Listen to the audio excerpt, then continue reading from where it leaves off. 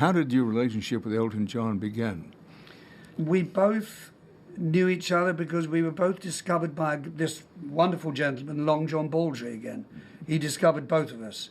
Wow. And we remained friends when we both lived in England.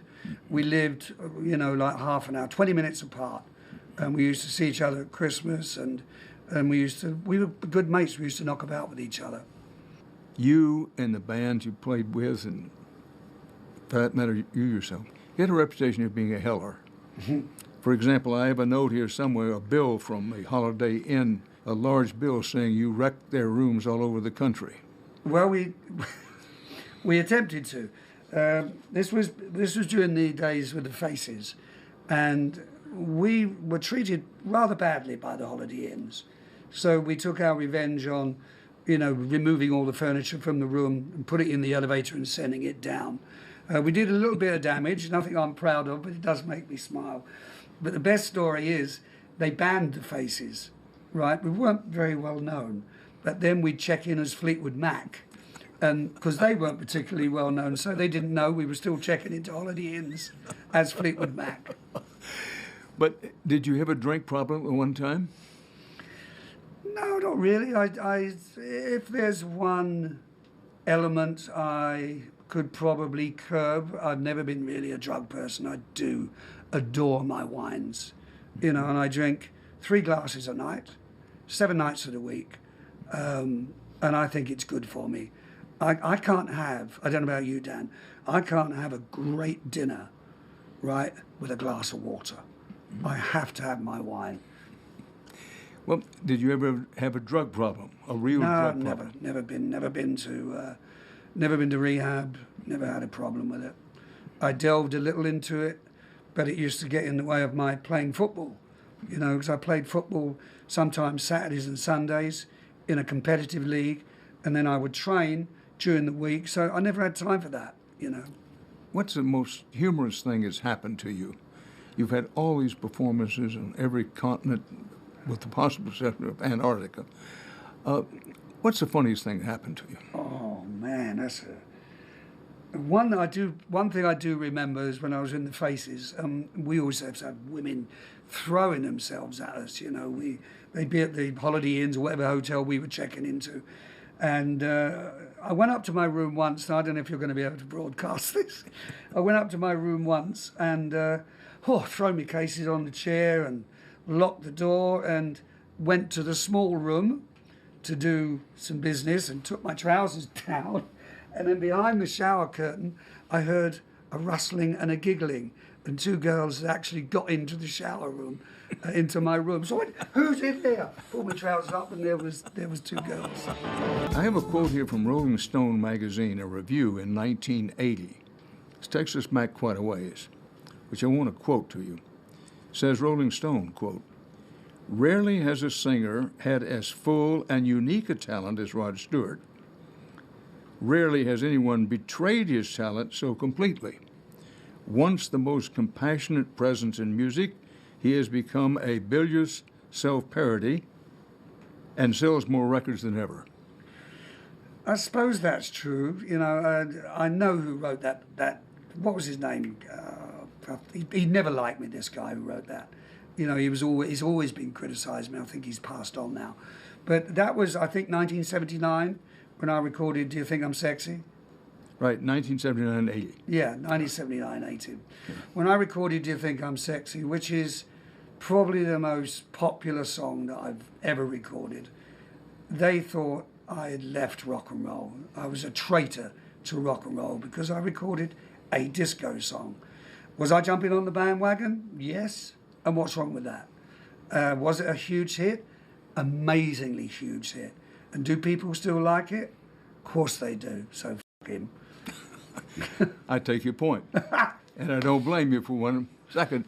But, one person's selling out, quote, is another person's adjusting to the time and surviving. Yeah. And frankly, looking back on it, it was very smart. I'm not saying you did it for this purpose. But disco seemed to rule the music world there for a small window in the 1970s. Yeah.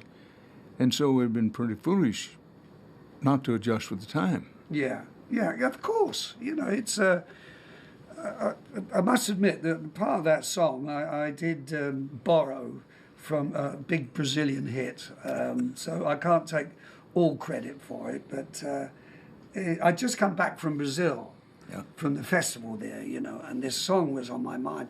And then a few months later I went into the studio and started singing that melody, and I wrote the lyrics. And there was plagiarism in the first degree. But I did cough up, and all the money went to charity. Mm-hmm. So I went off at a tangent there. Sorry, Dan, what was the question? No, I want to get back to the question. You answered the question, which was you adjust with the times. You can't be blamed for saying to yourself, look, disco's big. I can do that. Yeah. And ring with it.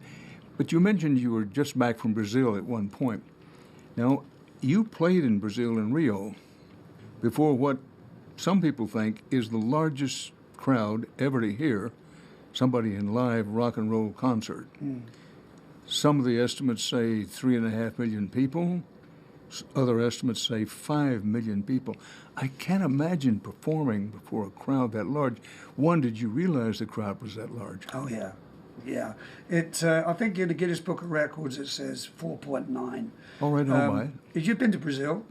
I have. Yeah. Well, you know, the bay, it goes all the way around the Horseshoe Bay. Right. Well, they closed off all the roads, and at every 110 yards, something like that, there was a monitor screen and there were speakers, and it went all the way around the beach. It was so massive. By the time I'd sung the last note of whatever song I was singing, it had just got to the people on the other side of the beach.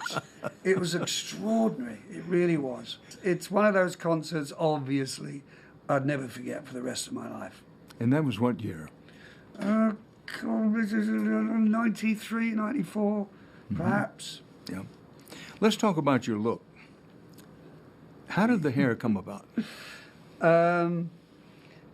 After I'd become a beatnik and my dad had told me to smarten up my act and start bathing, I became what was known as a mod in the 60s, you know, Right. and all the guys had their hair sort of like this, but back combed up, huge. And it came, I believe, out of France, out of Paris, where the guys were doing it there. And it was really huge. We all looked like Dusty Springfield, you know. Right. So that's how it came about. And I'm so glad it's still on the top of my head to this day. You mentioned Maggie May earlier. Talk about what the song's about and what the process was in putting it down and creating it.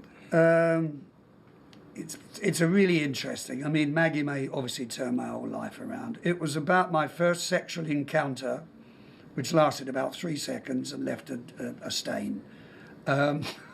Maggie was a large woman that I met at a festival, jazz festival. In about what year? I would say 1964, something like that. I was a teenager. And how old was she? She was definitely older than me and larger than me, and it all occurred in a tent. So she was there to introduce you to the pleasures of an older woman. She was, yes. And she was during the day, Dan, and she dragged me into her tent and took advantage of me, and it was all over in 3 seconds, as I said, and that was I don't know if her name was Maggie. It could have been Rosie, I don't know, but that's loosely what the song was based on.